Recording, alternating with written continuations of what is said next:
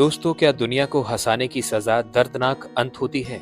अगर ऐसा नहीं होता तो आखिर क्यों बॉलीवुड के इन 4 हास्य कलाकारों का अंत ऐसा भयानक हुआ कि जिसने भी जाना वो चौंक उठा? क्या आपको कभी पता लगा कि इन 4 कॉमेडियन की मौत कैसे हुई? चारों का अंत कुछ ऐसा हुआ था कि ऐसा लगा मानो दुनिया के चेहरे पर मुस्कान लाना कोई गुनाह है। आखिर क्या हुआ था इन 4 महान कलाकारों के साथ जो ऐसी बदतर मौत मिली? आइए हम आपको बताते हैं। वीडियो पूरा देखिएगा वरना कुछ जानकारी छूट सकती है। सबसे पहले बात करते हैं रजा खान की। 90 के दशक का बॉलीवुड का एक हास्य कलाकार अपनी बेजोड़ अदाकारी और अजीब से कारनामों की वजह से पहचान बनाता जा रहा था। वो अभिनेता रजा खान थे। दर्शकों को उनकी अदाकारी ही नहीं बल्कि चरित्र के अजीब से नाम भी खासे प्रभावित करते थे। उनका असली नाम तो बहुत कम लोग ही जानते थे। कोई उन्हें करीम हटेला कहता, तो कोई बाबू बिस्लरी, तो कोई उन्हें गोल्डन भाई के नाम से बुलाता था। मुंबई के अंजुम इस्लाम उर्दू स्कूल से पढ़े रजाक बहुत जमीन से उठे हुए अभिनेता थे। उनका जन्म मुंबई में ही हुआ साल 1951 में। रजाक के अजीब चेहरे की वजह से उनके दोस्त हिंदी सिनेमा में जाने की सलाह दिया करते थे। वैसे वो लोग भले ही ये बात मजाक में बोला करते थे, मगर रजाक ने सच में अपना सपना हिंदी सिनेमा ही बना लिया। उन्होंने कम उम्र में ही थिएटर ज्वाइन कर लिया और अभिनेता की किस्मत साल 1986 में खुल गई। उस दौर में एक मशहूर नाटक आता था जिसका नाम था नुक्कड़। रजाक ने ऑडिशन दिया और उनका चयन भी हो गया। उल्लास भाई के नाम से उनका किरदार उस जमाने में बहुत हिट हुआ था। मगर रजाक का सपना तो बड़े पर्दे पर छा जाने का था।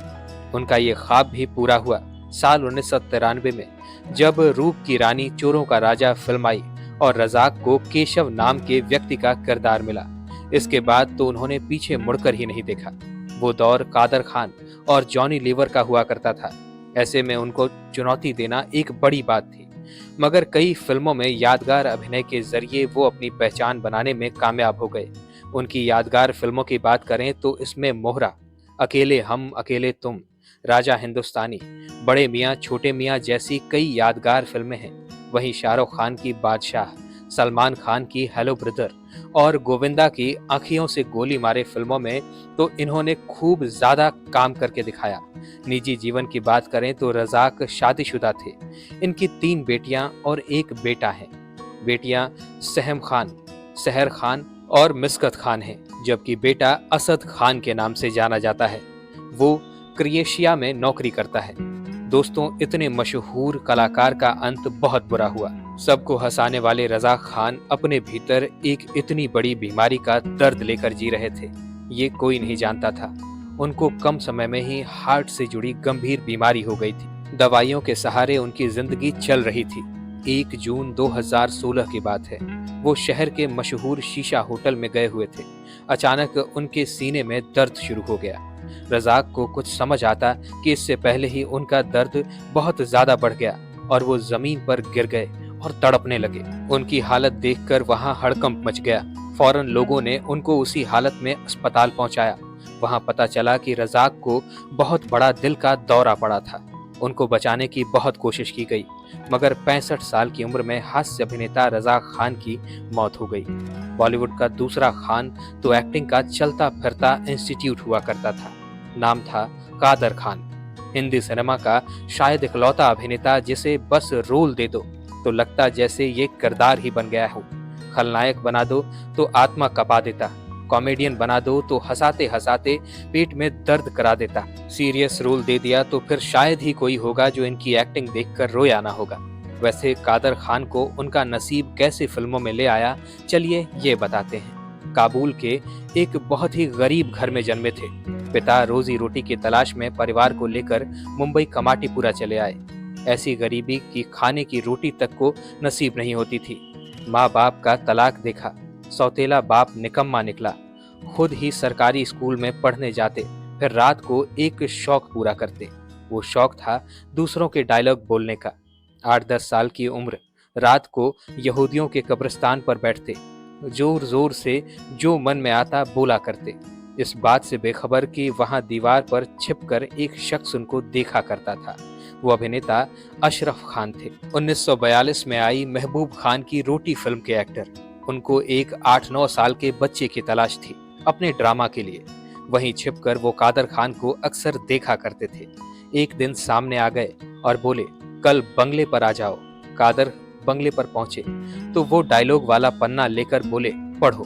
कादर ने पढ़ा तो इतने खूब कि फौरन एक शहजादे का रोल उनको दे दिया गया। पहली ही बार में ऐसी अदाकारी की ड्रामा खत्म हुआ तो दर्शकों ने खुशी के मारे कंधे पर उठा लिया। खैर उसके बाद पढ़ाई में लग गए। मैट्रिक पास करने के बाद कॉलेज पहुंचे। एक दिन उनका दोस्त बोला, चल कॉलेज के ड्रामा के लिए ऑडिशन चल रहे हैं। कादर पहुंचे तो उनको डायलॉग पकड़ा दिए गए। वो फौरन चुन लिए गए, मगर डायलॉग में मजा नहीं आ रहा था। प्ले डायरेक्टर के पास पहुंचे और बोले, डायलॉग में कुछ झोल है, कहिए तो सही कर दूं। आदेश मिला कि करो, देखते हैं। बस महज 4 घंटे में जो डायलॉग लिखे तो ऐसे कि प्ले डायरेक्टर ने वो पूरा नाटक ही उनके नाम कर दिया, ताश के पत्ते। फिर तो ड्रामा लिखना, उनमें नाटक करना ही कादर खान की जिंदगी बन गया। शफी, इनामदार और भरत कपूर उनके चेले बन गए। जो भी कमाई होती मिलकर बांट लिया करते और उनका परिवार चलने लगा, लेकिन वो भी बड़ी मुश्किल से। इत्तेफाक से एक इंटर कॉलेज के मालिक से जान पहचान थी तो उन्होंने 2 महीने के लिए 11वीं क्लास को अप्लाइड मैकेनिक्स पढ़ाने की नौकरी दे दी। फिर आया वो फोन जिसने कादर खान को बॉलीवुड का सबसे बड़ा कॉमेडियन बना दिया। 1968 के आसपास की बात होगी। एक दिन बच्चों को पढ़ा रहे थे, अचानक चपरासी आया और बोला कि आपका फोन आया है। कादर फोन तक पहुंचे तो आवाज आई, मैं यूसुफ खान बोल रहा हूँ। कादर खान अनजान थे। उन्होंने पूछा, कौन यूसुफ? तब वो शख्स बोला, सिनेमा में लोग मुझे दिलीप कुमार के नाम से जानते हैं। दिलीप साहब का नाम सुनते ही कादर खान के हाथ से फोन छूट गया। संभले तो दिलीप बोले, मैंने आपके एक प्ले ताश के पत्ते की बड़ी तारीफ सुनी है, उसे देखना चाहता हूँ। बस फिर क्या, दिलीप कुमार को प्ले दिखाया गया। वो कादर से इतने प्रभावित हो गए, प्ले खत्म होते ही उनके पास आए और ऐलान कर दिया, मेरी फिल्म सगीना महतो में लीडर का रोल और मेरी बैराग फिल्म में इंस्पेक्टर का किरदार कादर खान साहब करने जा रहे हैं। बस फिर क्या था, कादर खान को मौका मिला और इसके बाद तो 80 और 90 के बॉलीवुड में उनके जैसा अदाकार दूसरा दिख ही नहीं पाया। स्वर्ग से सुंदर, साजन, राजा बाबू, जुदाई, कूली, दूल्हे राजा, हीरो नंबर 1, घर हो तो ऐसा, बाप नंबरी बेटा 10 नंबरी जैसी सैकड़ों फिल्में, सैकड़ों किरदार जो इतिहास बन बैठे। एक समय तो ऐसा भी आया कि कादर खान के साथ काम करने में बड़े बड़े हीरो कांप जाया करते थे, क्योंकि पब्लिक हीरो ही भूल जाती, याद रहते तो बस कादर खान। लेकिन दोस्तों, ऊपर वाला कभी किसी महान अभिनेता के साथ ऐसी साजिश ना करवाए जैसी कादर खान के साथ हो गई। कादर का करियर 7वें आसमान पर था। अमिताभ और वो अच्छे दोस्त हुआ करते थे, साथ में खूब काम भी करते थे। अमिताभ बच्चन के लिए डायलॉग कादर खान ही लिखते थे। वो उनको प्यार से अमित कहा करते थे। लेकिन एक दिन बहुत कुछ बदल गया। दौर वो था जब अमिताभ का कद बहुत बड़ा हो गया था। एक बार की बात है, कादर खान और अमिताभ बच्चन एक फिल्म की शूटिंग कर रहे थे। कादर शूटिंग के सेट पर बैठे थे। अचानक दक्षिण सिनेमा का एक निर्माता आया और बोला, आपको सर जी बुला रहे हैं। कादर बोले, कौन सर जी? उनके जवाब पर प्रोड्यूसर अमिताभ जी की ओर इशारा कर बोले, वो सर जी। कादर ने कहा, अरे वो तो अमित है, ये सर जी कब से हो गया? उनकी बात पर प्रोड्यूसर बोलने लगा कि अरे हम सब उनको सर जी ही बुलाते हैं, आप भी अमित नहीं सर बोलिए। तब कहानी समझ आई कि वो प्रोड्यूसर खुद उनके पास नहीं आता था, बल्कि भेजा गया था। उनको किसने भेजा था ये भी वो समझ गए थे, मगर लाख चाहने के बाद भी उनके मुंह से सर जी नहीं निकल सका। इसका अंजाम ये हुआ कि उनको अचानक खुदा गवाह और गंगा जमुना सरस्वती फिल्म से बाहर कर दिया गया। डायलॉग तक छीन लिए गए। कादर खान का करियर डूब गया था। बड़ी मुश्किल से वो इस साजिश से तो बच गए, लेकिन बदकिस्मती की सजा में फंस गए। इस महान अभिनेता को वो बीमारी हो गई जो लाखों में किसी एक को होती है, प्रोग्रेसिव सुप्रा न्यूक्लियर पॉलिसी। इस बीमारी ने उनका ऐसा हाल कर डाला कि खाना खाना तक नसीब न हुआ। सही से चलना तो छोड़िए, पलकें तक झपकाने में बड़ी दिक्कत होती थी। सालों तक ऐसी हालत में पड़े रहे। जब हालत दिन ब दिन बिगड़ती गई तो बेटा इनको लेकर कनाडा चला गया बेहतर इलाज के लिए, मगर वहां तो तबीयत ऐसी बिगड़ी कि बोलना हिलना डुलना सब बंद हो गया। महान अभिनेता बस आंखों से इशारा करने लायक रह गए। दिसंबर 2018 में जब पूरी दुनिया नए साल के जश्न की तैयारी में थी, कादर खान की हालत ऐसी बिगड़ी कि कोमा में चले गए। 5 दिन तक इसी हालत में रहे और 31 दिसंबर के दिन बॉलीवुड के इस शानदार अदाकार की कनाडा में ही मौत हो गई। दोस्तों, तीसरा कलाकार तो 80 और 90 के दशक में एक अभिनेता हास्य कलाकार के रूप में लोगों के बीच काफी पॉपुलर हो गया था। वो लक्ष्मीकांत बेड़े थे। वो अपने हर संवाद से लोगों को गुदगुदाने पर मजबूर कर देते थे। 26 अक्टूबर 1954 को मुंबई की चौल में उनका जन्म हुआ था। उनके 5 बड़े भाई बहन हुआ करते थे। घर में गरीबी का आलम था। बस इस वजह से बचपन में लक्ष्मीकांत लॉटरी के टिकट बेचा करते थे। जो भी पैसा मिलता उससे अपनी पढ़ाई करते और घर में भी देते थे। हाँ, एक्टिंग का शौक उनको बचपन से था। गणेश उत्सव में होने वाले नाटकों में वो अभिनय किया करते थे। धीरे धीरे स्कूल में भी एक्टिंग करने लगे। बाद में पैसे की तंगी होने लगी तो मराठी साहित्य संघ में छोटी मोटी नौकरी शुरू कर दी। वहीं पर वो नौकरी करते करते ही नाटकों में कॉमेडी भी करने लगे थे।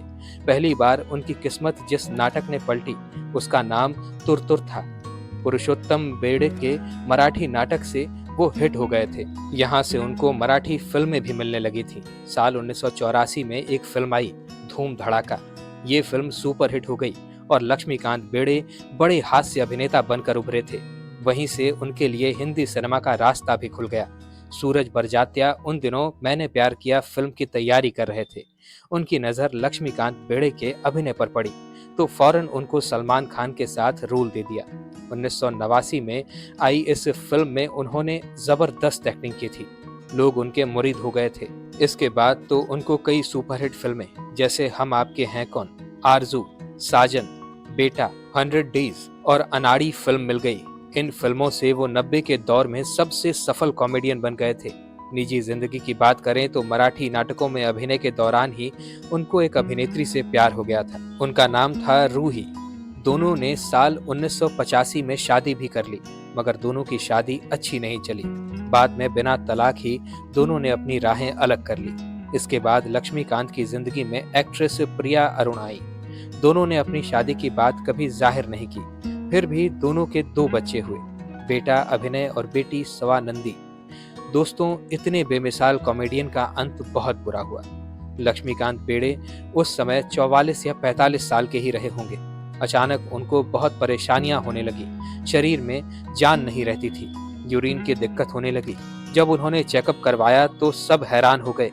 पता चला कि इतनी कम उम्र में उनको दोनों किडनियां लगभग खराब होने की बीमारी हो गई थी। इसके बाद तो उनकी जिंदगी दवाइयों पर टिक गई। कुछ और समय बीता तो दोनों किडनियों ने पूरी तरह काम करना ही बंद कर दिया। फिर तो मशीन के सहारे उनके शरीर की गंदगी बाहर निकाली जाने लगी। लोगों को हंसाने वाला ये कॉमेडियन अंतिम समय में बहुत दर्द में जी रहा था। मौत से 1 महीना पहले तो वो इतने कमजोर हो गए थे कि बेड से उठ भी नहीं पाते थे। 16 दिसंबर 2004 के दिन रात करीब 2:45 पर अचानक हालत बहुत ज्यादा खराब हो गई और सिर्फ 49 साल की उम्र में लक्ष्मीकांत बेड़े की मौत हो गई। अब बात करते हैं चौथे कॉमेडियन की। 60 और 70 का दशक एक बाल कलाकार हिंदी सिनेमा में अपनी कॉमेडी से धूम मचाया करता था। हर दूसरी फिल्म में नजर आने वाला वो बालक जूनियर महमूद के नाम से मशहूर हुआ करता था। कई बार तो लोग बस ये सुनकर ही सिनेमा हॉल चले जाते थे कि जूनियर महमूद भी इस फिल्म में है। वैसे कई लोग तो उनके असली नाम से वाकिफ तक नहीं होंगे। उनका असली नाम नईम सैयद था। वो 15 नवंबर 1956 के दिन मुंबई के वडाला में पैदा हुए थे। पिता लोको पायलट हुआ करते थे, यानी ट्रेन ड्राइवर। अब आप ये जरूर सोच रहे होंगे कि ट्रेन चलाने वाले का बेटा हिंदी सिनेमा में कैसे पहुंच गया। चलिए ये किस्सा आपको बताते हैं, जो बेहद दिलचस्प भी है। पिता के साथ रेलवे क्वार्टर में रहने वाले जूनियर महमूद 4 भाई और 2 बहनों में तीसरे नंबर पर हुआ करते थे।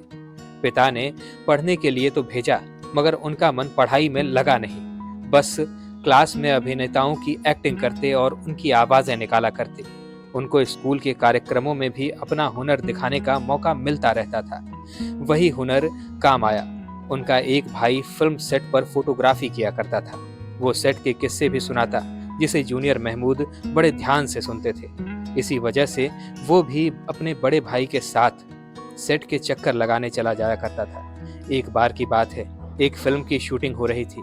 नाम था कितना नाजुक है दिल। जॉनी लीवर टीचर के रोल में थे और उनके सामने एक बच्चे को छोटा सा डायलॉग बोलना था, मगर वो बच्चा बार बार एक लाइन तक नहीं बोल पा रहा था। जूनियर महमूद वहीं डायरेक्टर की कुर्सी के पीछे बैठे थे। वो अचानक बोल पड़े कि इतनी सी लाइन नहीं बोल सकता, आ गया एक्टिंग करने।